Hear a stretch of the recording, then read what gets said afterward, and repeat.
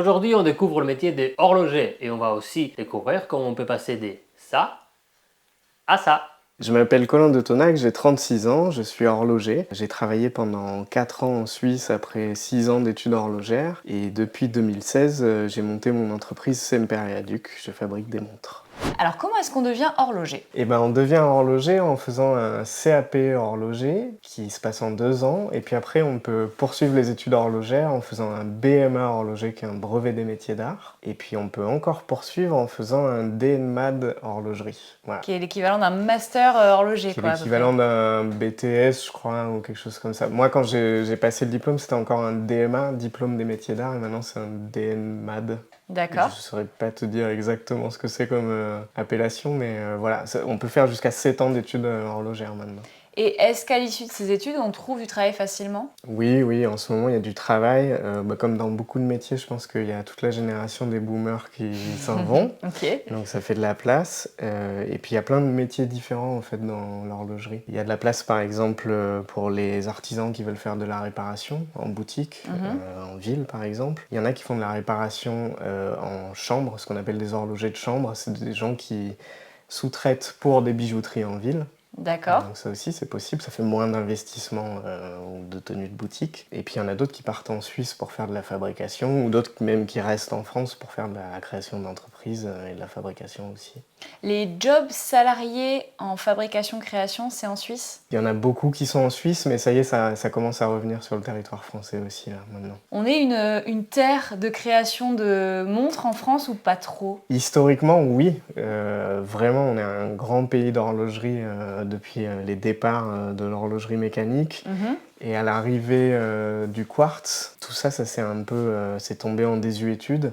Ouais. Et les Suisses ont réussi à rebondir plus rapidement que nous. D'accord. Avec la Swatch et puis après avec la relance de plein de manufactures prestigieuses que tout le monde connaît. En France, on est en train de se relever en ce moment même depuis 5-10 ans. Là, il y a toute une vague de petits entrepreneurs comme moi qui essayent de relancer des marques. La référence...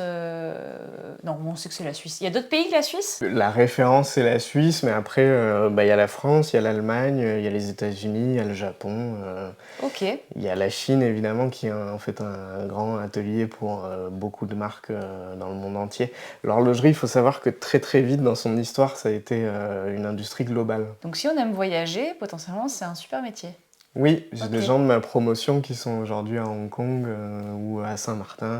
Enfin, il y a des gens qui voyagent avec ce métier. Ouais. Ok. Ouais. Colin, une fois qu'on a fait nos études, combien on peut espérer gagner? Ça va dépendre du niveau d'études que l'on a et puis dans quel type d'entreprise et dans quelle entreprise on est. En France, par exemple, avec un CAP, on pourrait atterrir dans une boutique qui fait du changement de piles principalement, par exemple en centre commercial. Avec un CAP, je pense qu'on peut espérer gagner le SMIC et un peu plus avec les avantages, évidemment. Et puis, quand on est artisan, alors là, ça va vraiment dépendre de la zone où on se trouve et puis du travail qu'on accepte de donner. Voilà. Et puis ceux qui partent en Suisse gagnent très bien leur vie, hein. C'est des salaires qui sont vraiment beaucoup plus élevés. Mais il faut savoir que le coût de la vie est plus élevé aussi en Suisse. Donc, Toi, tu as été salarié dans une manufacture de luxe en Suisse, ça s'appelle Patek Philippe. Tu gagnais combien? j'ai gagné jusqu'à 4000 € net par mois. On peut espérer gagner ça en France dans une... Non. Ça n'existait pas en France aujourd'hui. Aujourd'hui, non, j'en connais pas, mais c'est très particulier la Suisse comme pays.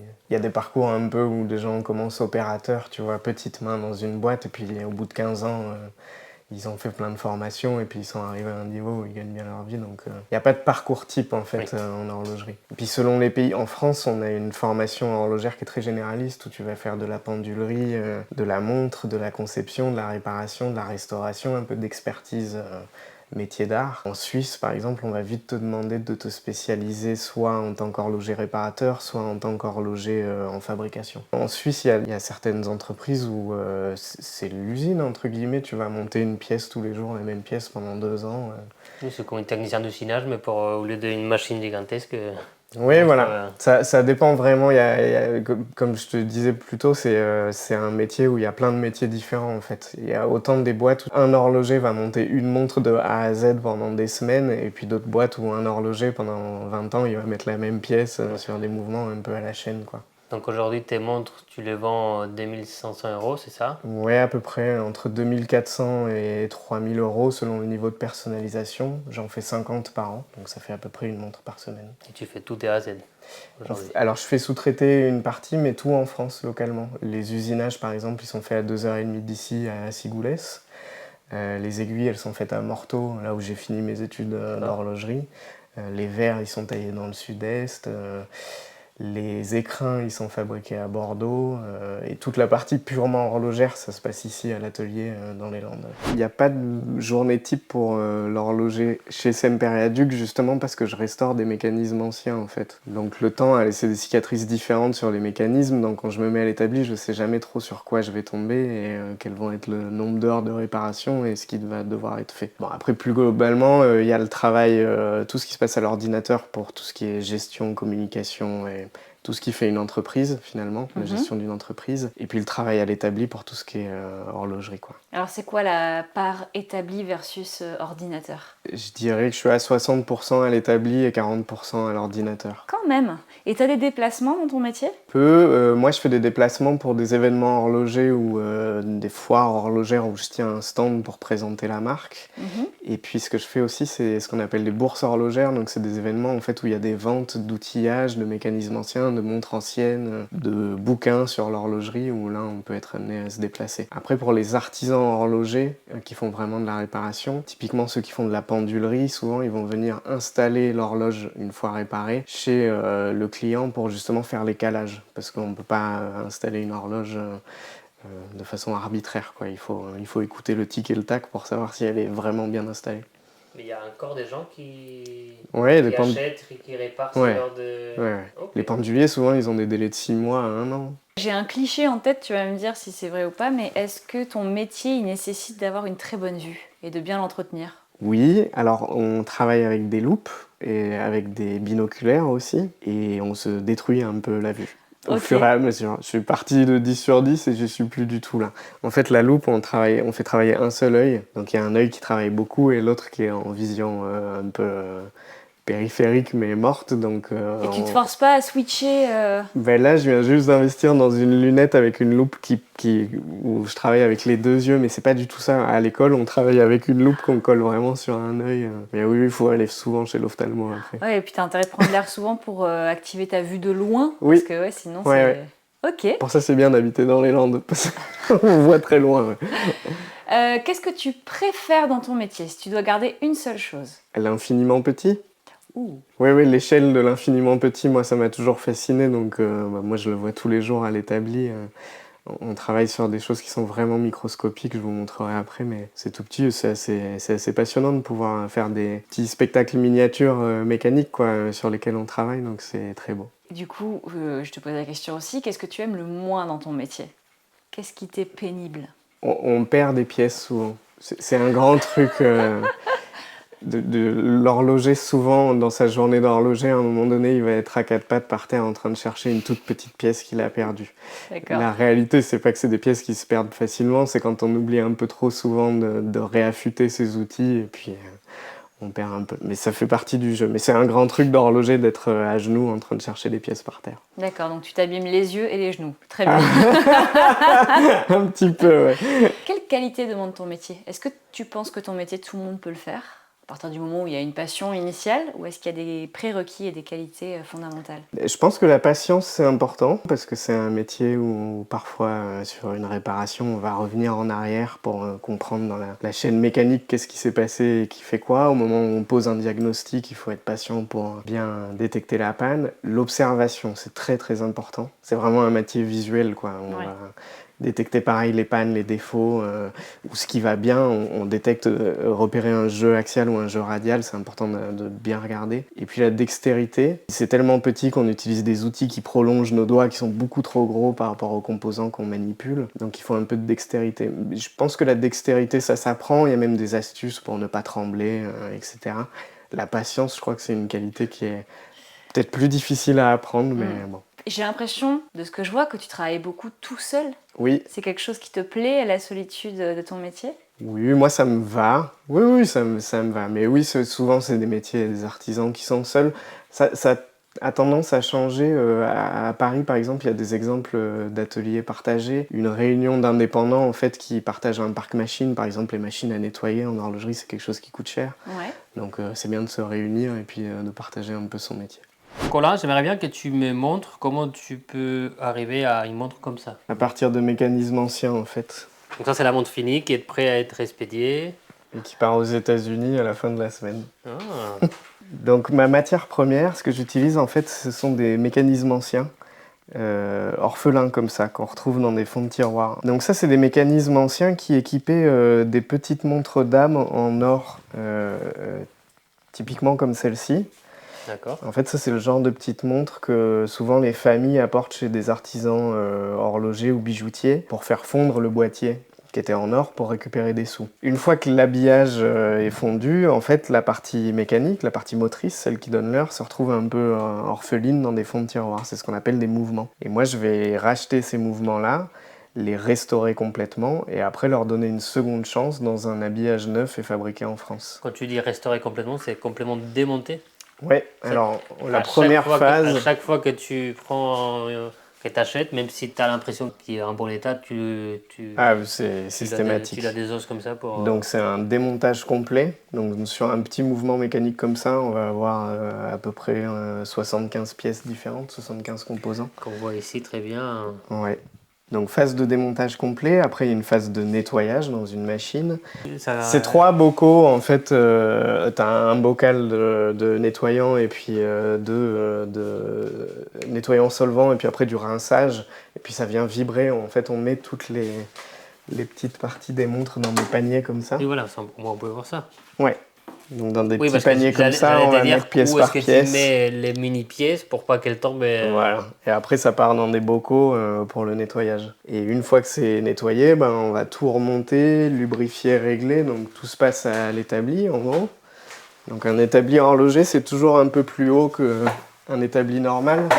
Parce que comme on travaille avec des loupes toute la journée, la distance de mise au point entre ma loupe et le mouvement sur lequel je travaille, elle est très petite. Ouais.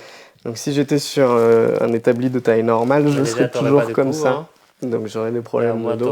Ton dos, il est droit. Donc là, on garde le dos droit.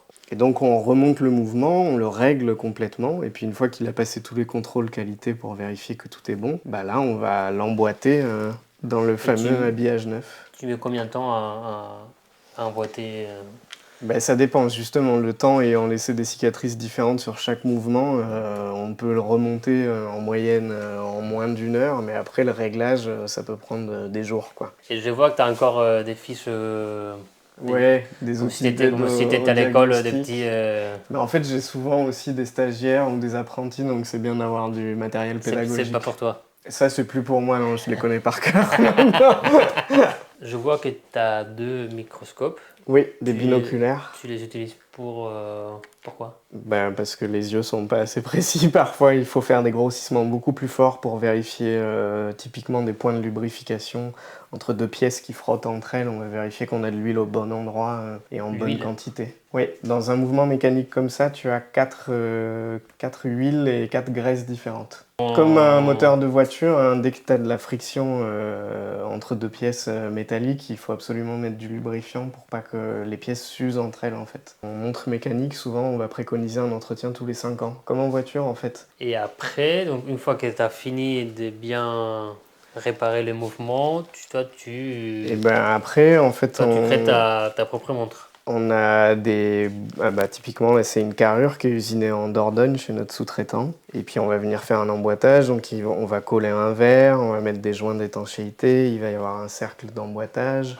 On va mettre un cadran qu'on fabrique ici à l'atelier. Donc là, c'est des petits exemples. Ça, tu les fabriques ici? Oui, un cadran qu'on fabrique à l'atelier, et puis des aiguilles, et puis on finit l'emboîtage complet. Tu as une machine pour Ouais. peindre, ça, je sais pas comment... Ça s'appelle une potence de tampographie, elle est ici. Donc en fait ici tu as un cliché en acier qui est gravé avec... Ah oui, je vois. Je vais te montrer un exemple peut-être. Tu vois, la plaque elle est gravée au dessin. En fait tu vas mettre de l'encre et racler. Et comme ça l'encre elle sera uniquement dans les creux de la gravure. On parle de microns. Hein. Oui, c'est ça. Hein. Et puis après en fait le tampon va venir capter l'encre qui était dans la gravure on va translater et on va venir déposer l'encre sur le cadran. D'accord. Et la tampographie, c'est une technique qui est utilisée dans plein d'industries maintenant, mais qui a été inventée pour les cadrans d'horlogerie à la base. Hein? Mais ça a l'air tellement basique que... Alors, c'est difficile à maîtriser comme technique. Oui, j'ai mis des années avant de réussir à faire c'est simple, mais pas cadrans. simple. Okay. Mais par exemple, quand tu fais des études d'horlogerie, les études, elles sont vraiment focus sur le mécanisme ou tu apprends aussi, par exemple, à créer des cadrans là comme ça? Non, cadran, moi j'ai appris sur le tas quand j'ai voulu faire mes montres. Ok. Ça, j'ai pas appris à l'école. À l'école, on se concentre sur effectivement la partie un peu plus purement horlogère, plus que l'habillage. On voit un peu l'habillage, hein, c'est important quand même. Mais par exemple, à l'école, on ne va pas apprendre à faire un bracelet de montre ou à fabriquer un cadran, mais plutôt à réparer un mécanisme qu'on pourrait être amené à avoir après dans notre carrière d'horloger, ou à fabriquer des pièces, à usiner des pièces. Ok, donc là, vous avez vu toutes les étapes pour arriver au produit fini. C'est ça, on peut le revoir encore, il est là. Magnifique. Et alors ensuite, toi qui es indépendant, comment tu te fais connaître? Comment tu les vends, tes montres? Surtout par voie de presse à la base. Donc vraiment envoyer un dossier de presse à tous les journalistes horlogers déjà dans un premier temps parce que c'est un tout petit milieu, donc les gens lisent les mêmes magazines en fait, un peu dans le monde entier. Et puis après de la presse plus généraliste aussi, qui souvent ont des petites pages horlogerie ou des petits dossiers horlogerie de temps à autre. Et puis maintenant, depuis le temps, il y a du bouche à oreille en fait entre collectionneurs. Et tu utilises Internet toi, enfin réseaux sociaux, Insta, TikTok et tout ça? Instagram, oui, Facebook un peu, c'est le doublon d'Instagram. Notre boutique, elle est en ligne sur Internet, évidemment. Et TikTok, pas encore. Bientôt. Bientôt. Ouais. Et moi j'ai une question. Il y a quelques années quand Apple a sorti l'Apple Watch, et ça a eu tous ces mouvements de montres connectées, voilà, les smartwatches. Toi qui étais dans ces milieux depuis toujours, tu as vu un changement, comme il disait que ça allait finir, les montres suisses c'est fini, c'est fini. Ça a inquiété beaucoup de monde, mais finalement c'est deux produits différents. En fait, c'est le même endroit, c'est du temps de poignée disponible. Oui. Mais les gens maintenant se sont habitués à avoir une montre pas par activité, mais pas loin. Moi j'ai beaucoup de clients qui sont des porteurs de montres Semperleaduc comme une montre de ville un peu, mais qui vont par exemple mettre ce qu'on appelle une tool watch au moment où ils vont faire du sport ou au moment où ils vont faire du bricolage, et puis qui vont mettre une Apple Watch au moment où ils font un jogging pour avoir leur cardio voilà. Et des datas qui les intéressent pour leur santé, leur pratique sportive. Donc finalement c'est deux produits différents. Il y a forcément une part de marché des gens qui portent des Apple Watch et qui lisent l'heure avec, mais il y a beaucoup de gens maintenant qui ont plusieurs accessoires de poignet. J'adore le concept de temps de poignet disponible, je trouve ça génial. Moi j'ai une dernière question. Ouais. Tu nous disais tout à l'heure en off que finalement l'heure se décalait sur les montres. Que ce soit des montres à quartz ou mécaniques, c'est pas parfait quoi. C'est pas la même précision et oui, il y a toujours un décalage comme dans tout outil de mesure. La montre, c'est un outil de mesure et tous les outils de mesure ont besoin d'être déjà faits par rapport à un étalon et puis réétalonnés régulièrement. La montre en fait partie. Les montres les plus précises, c'est celles qui sont en gros radiopilotées via une horloge mère, qui est une horloge qui fonctionne, c'est une horloge atomique on dit. Donc qui sont les plus précises. Les montres à quartz, elles fonctionnent sur des fréquences très hautes de l'oscillation piézoélectrique du quartz, donc c'est très précis et moins cher. Les montres mécaniques, c'est une technologie qui a été inventée il y a très très longtemps et qui est un peu obsolète aujourd'hui et qui est moins précise que ces deux technologies précédentes. Alors attends, t'es en train de me dire que les montres à quartz, c'est plus précis et moins cher. Ouais. Quel est l'intérêt d'acheter une montre mécanique? C'est comme un bijou aujourd'hui, hein. C'est pas juste... C'est pour le plaisir des beaux objets qui sont plus durables. Une montre mécanique, on va avoir tendance, si elle est bien entretenue, à la transmettre à ses enfants ou à ses petits-enfants. C'est des montres qui ont des histoires sur le long terme. D'accord. Alors que la montre à quartz, c'est plus compliqué de la faire durer sur des dizaines et des dizaines d'années. Donc on est un peu dans la logique finalement de l'ameublement Ikea versus ébéniste quoi. C'est ça. Ok. Et juste une dernière question aussi, une montre atomique. Des horloges atomiques parce qu'ils n'ont pas réussi à... En fait c'est un outil de laboratoire quoi. On est très geek là, on rentre dans le sujet. Ouais, mais si on n'a pas ça, on n'a pas les satellites. L'histoire de l'homme et de son industrialisation et de ses sociétés a beaucoup été liée à la mesure du temps.